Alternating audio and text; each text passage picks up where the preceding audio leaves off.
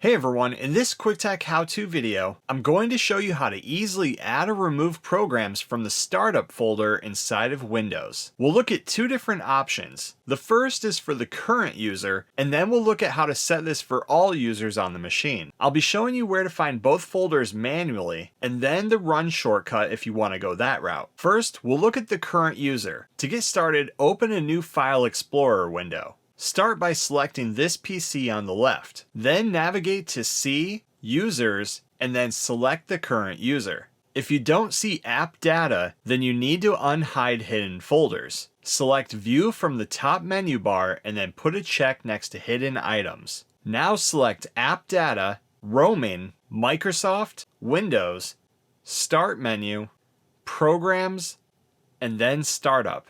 This is where all your startup links will be found. Now to add Chrome as a startup app, I can just hit Start on the bottom left, find Chrome in my program list, and then drag the icon over to the folder to create a shortcut. Now when I reboot my machine, Chrome will automatically start at startup. A quick shortcut to access this folder is to search Run at the bottom, and then type in the open field shell:*startup.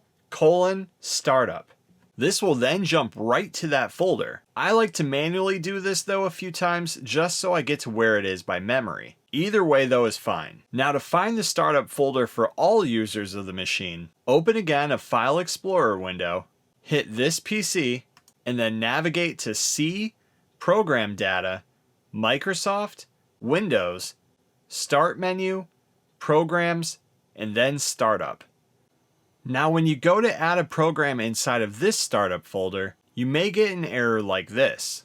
This time just hit yes to create a shortcut to the desktop, and then drag that shortcut into this folder. As long as you're an admin on the machine, go ahead and hit continue, and it'll add the program to the startup folder. And the run shortcut to this folder is again by opening run, and then typing shell:*common startup.